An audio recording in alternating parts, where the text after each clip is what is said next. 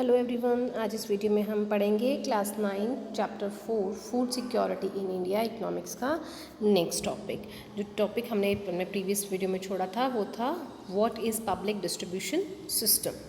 So students, इसमें हम discuss करते हैं that what is public distribution system, कि पब्लिक डिस्ट्रीब्यूशन सिस्टम जो है वो क्या है। The food product produced by FCI is distributed through government in regulated ration shops among the poor section of the society। कि सरकार के द्वारा जो राशन की दुकानें हैं उन पे गरीब सेक्शन के, गरीब तबके के जो लोग हैं उनको FCI जो है फूड जो है वो आइटम जो है उनको प्रोवाइड करवाए जाते हैं। This is called the public distribution system, PDS उसको कहा जाता है। Ration shops are now present in most localities, कि राशन की जो दुकानें हैं आज हम देखें तो वो हर स्थानीय क्षेत्र पर उपलब्ध हैं, जैसे कि गांव हैं, टाउन्स हैं, सिटीज़ हैं, सब जगह पे। There were about 5.5 lakh ration shops all over the country. अगर हम अपने पूरे देश की बात करते हैं तो 5.5 लाख जो राशन की दुकानें हैं वो यहाँ पे मौजूद हैं। Ration shops are also known as fair price shop, इन्हें जो है उचित मूल्य की दुकान जो है वो भी इनको कहा जाता है। Keep stocks of food grains, और यहाँ पे जो स्टॉक्स है फूड ग्रेन्स का, खाद्य जो अनाज है उनका, शुगर है, कैरोसिन है फॉर कुकिंग, इनके लिए इनका स्टॉक यहाँ पे रखा जाता है। These items are sold to people at a price lower, कम कीमत पर यहाँ पर लोग जो है इस सामान को खरीदते हैं दैन द मार्केट प्राइस, यानी मार्केट की जो कीमत है उससे कम कीमत देकर लोग यहाँ से इस सामान को खरीदते हैं।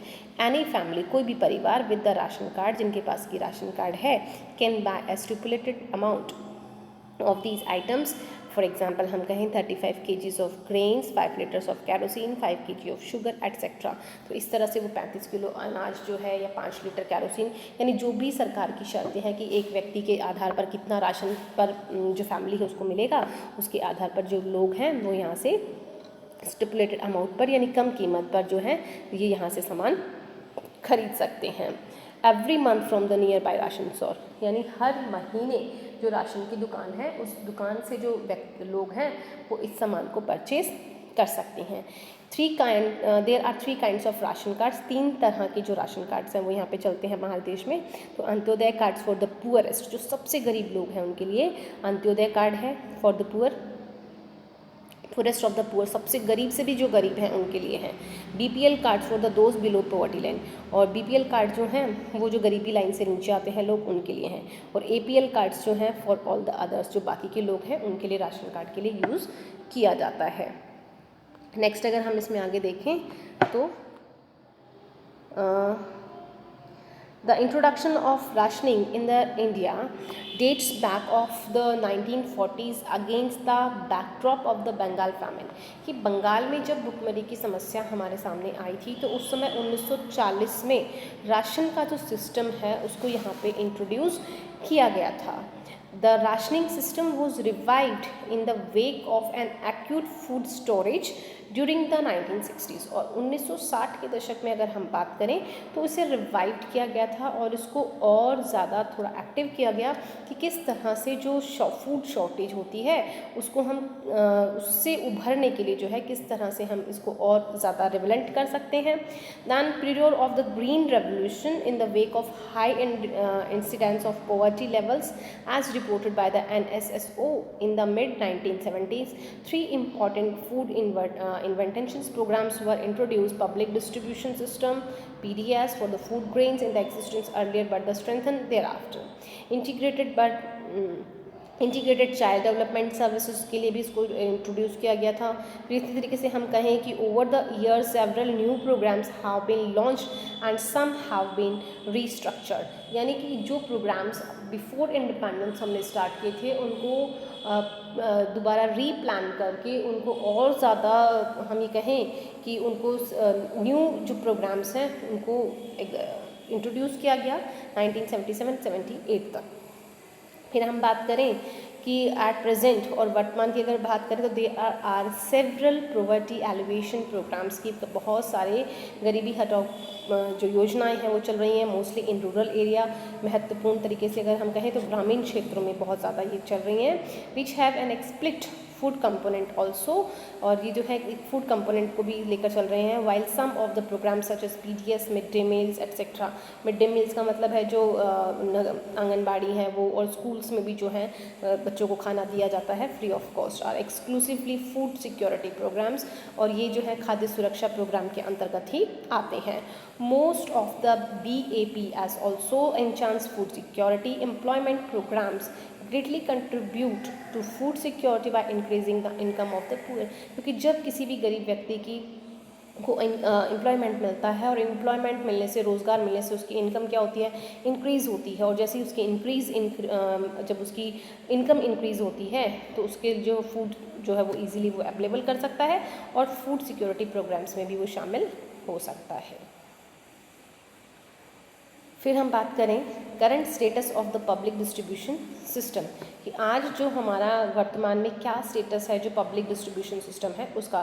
तो public distribution system is the most important step taken by the government in India, कि भारत सरकार के द्वारा जो कदम उठाया गया है PDS का, पब्लिक डिस्ट्रीब्यूशन सिस्टम का जो है वो बहुत ही महत्वपूर्ण कदम है टुवर्ड्स इंश्योरिंग फूड सिक्योरिटी, और किस दिशा में, जो खाद्य सुरक्षा है उस दिशा में।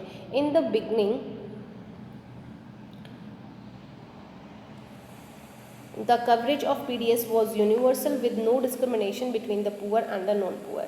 स्टार्टिंग में जब इस प्रोग्राम को चलाया गया था तब गरीब और मतलब जो गरीब नहीं हैं उनके बीच में किसी भी तरीके का डिस्क्रिमिनेशन नहीं रखा गया था, भेदभाव नहीं रखा गया था, और ये यूनिवर्सल यानी सबके लिए स्टार्ट किया गया था। Over the years the policy related to PDS has been revised to make it more efficient and targeted, कि इस नीति को और अच्छे से लागू करने के लिए इसको रिवाइज किया गया, इसमें कुछ बदलाव किए गए ताकि जो टारगेटेड पीपल्स हैं, जो ज़रूरतमंद लोग हैं, उन तक इस योजना का वास्तव में लाभ पहुंच सके। इन 1992 revamped public distribution system RPDS was introduced, इसको स्टार्ट किया गया, and 1700 blocks in the country, और लगभग हमारे देश के 1700 ब्लॉक्स में इसको इंट्रोड्यूस किया गया, स्टार्ट किया था। Target was to provide the benefits of PDS to remote and backward areas, और इसका टारगेट, इसका उद्देश्य जो है सिर्फ ये रखा गया कि जो PDS के अंदर यानी जो पब्लिक डिस्ट्रीब्यूशन सिस्टम था उसके अंदर जो है लोगों को टारगेट किया जाए, जो रिमोट एरियाज़ में हैं, जो मतलब बुरी कंडीशंस वाले एरियाज़ में जो लोग रह रहे हैं, या जो बैकवर्ड एरियाज़ में जो लोग रह रहे हैं, जो दुर्गम स्थानों पे लोग रह रहे हैं, उन तक इस योजना को पहुंचाना। From June 1997 in the renewed attempt, 1997 जून से एक नया अटेम्प्ट, एक नया प्रयास शुरू किया गया, टारगेटेड पब्लिक डिस्ट्रीब्यूशन सिस्टम, जिसको TPDS कहा गया, was introduce to adopt the principle, जिसको कि इंट्रोड्यूस किया गया इस उद्देश्य के साथ of the targeting the poor in the all areas, की जो गरीब लोग हैं उनको टारगेट करो हर एरियाज़ की। It was the first time that a differential price policy was adopted for the poor and non poor, और पहली बार गरीब और जो गरीब नहीं हैं उनके बीच में एक कीमत को जो है वो डिफरेंशिएट प्राइस को निर्धारित किया गया, कि गरीब लोग जो हैं उस अनाज की क्या कीमत देंगे और जो गरीब नहीं हैं वो क्या कीमत देंगे। फर्दर इन 2000 और फिर 2000 के साल में 2 स्पेशल स्कीम्स वर लॉन्च्ड, 2 नई स्कीम्स जो हैं, योजनाएं जो हैं उनको लागू किया गया, जैसे कि अंत्योदय अन्न योजना और Annapurna scheme with special target groups of the poorest of the poor, यानी गरीब से भी जो गरीब लोग हैं उनके लिए इन प्रोग्राम्स को स्टार्ट किया गया। एंड इंडिगेंट सीनियर सिटीजन्स, और जो हमारे देश के सीनियर सिटीजन्स हैं, सीनियर सिटीजन्स हम किन्हें कहते हैं, जो हमारे देश में 60 साल की उम्र से ऊपर के लोग हैं, जिनको कि हम ये कहें जो रिटायर्ड पीपल्स हैं, जो बहुत ज़्यादा गरीब हैं और जो अब कोई काम नहीं कर रहे हैं, उनको हम उस कैटेगरी में लेके आएंगे। The function of these two schemes was linked with the existing network of the PDS, और इसका जो लिंक है, काम करने का जो तरीका था, ये PDS के अंतर्गत ही डाला गया। Some important features of PDS are summarized in table 4.3। 4.3 जो टेबल है उसके अंदर आपको कुछ जो आंकड़े हैं इससे रिलेटेड हुए कुछ इंपॉर्टेंट जो फीचर्स हैं उनको यहाँ पे डाला गया है। अब ये हम एक बार थोड़ा सा डिस्कस कर लेते हैं, जस्ट लाइक इट। कि नेम ऑफ द स्कीम्स यहाँ पे दी गई हैं, पीडीएस है, आरपीडीएस है, टीपीडीएस है, एएवाई है, एपीएस है, ठीक है, फूड नेशनल सिक्योरिटी एक्ट है। फिर इसके बाद में ईयर ऑफ इंट्रोडक्शन दिया हुआ है कि कौन से साल में किस योजना को लागू किया गया। फिर इसमें कवरेज टारगेट ग्रुप्स हैं कि किन किन लोगों को इसके अंदर शामिल किया गया। फिर हम कहें लेटेस्ट वॉल्यूम यानी कितना खाद्य सामग्री उनको मिलनी चाहिए वो है। फिर है इशू प्राइसेस कि कितना कीमत जो है वो रहेगी कोई भी सामान की। तो हम बात करते हैं नेम ऑफ स्कीम। पीडीएस जो है वो स्टार्ट किया गया अप टू 1992 और ये सभी ग्रुप्स को टारगेटेड किया गया था। इसमें लेटेस्ट वॉल्यूम जो है वो निर्धारित नहीं था और इशू प्राइस जो है वो 2.34 और वीट की थी और राइस की 2.89, ये रुपीज़ में है प्राइसेस रखी गई। अब आरपीडीएस की अगर हम बात करते हैं तो इट वॉज स्टार्टेड इन 1992 और ये किन के लिए स्टार्ट किया गया था, बैकवर्ड जो ब्लॉक्स हैं उनके लिए, जो पिछड़ी हुई जातियां हैं उनके लिए।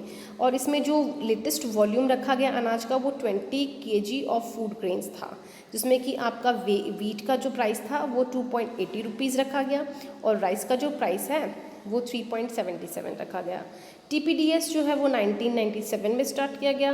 Poor and non poor, BPL और एपीएल लोगों के लिए स्टार्ट किया गया और इसमें 35 किलो जो है वो वॉल्यूम रखा गया और इसमें बीपीएल के लिए जो वीट है वो 4.15 था और राइस जो है वो 5.65 था।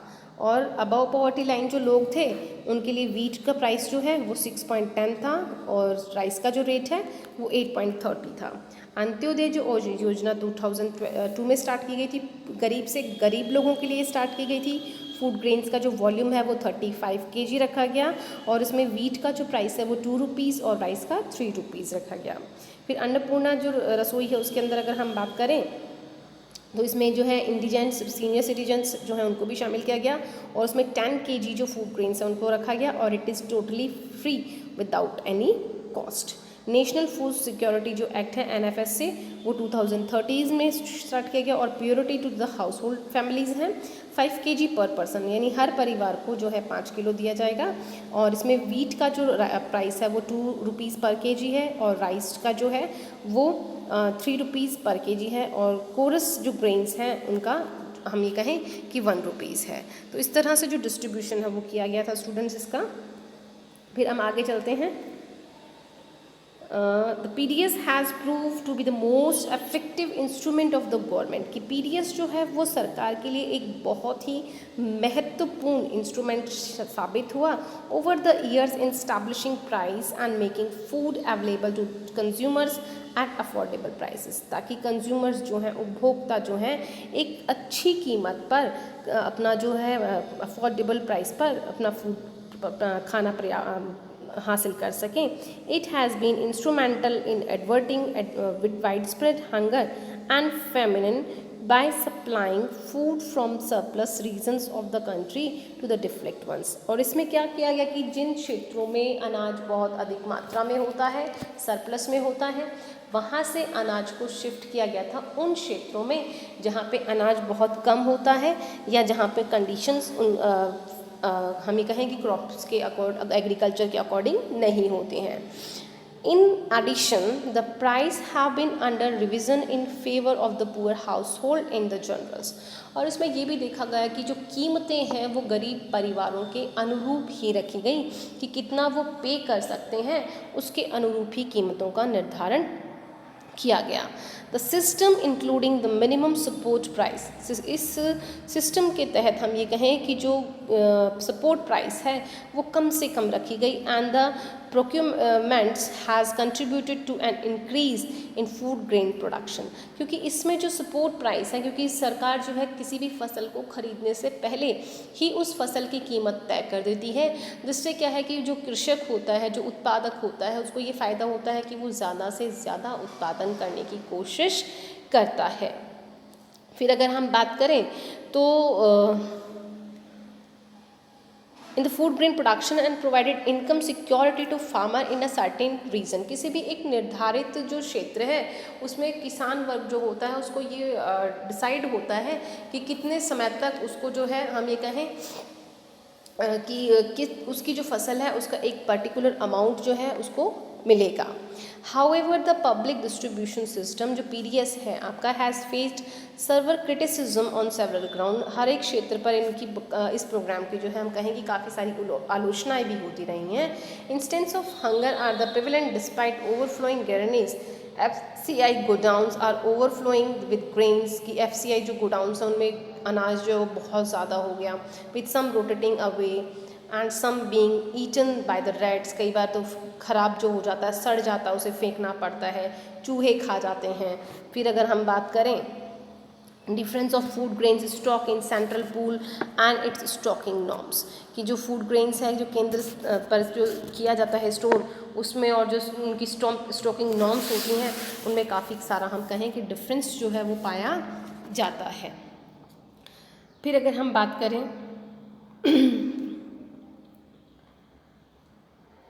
तो आज के लिए इतना ही। चलिए नेक्स्ट हम अपना नेक्स्ट वीडियो में डिस्कस करेंगे। थैंक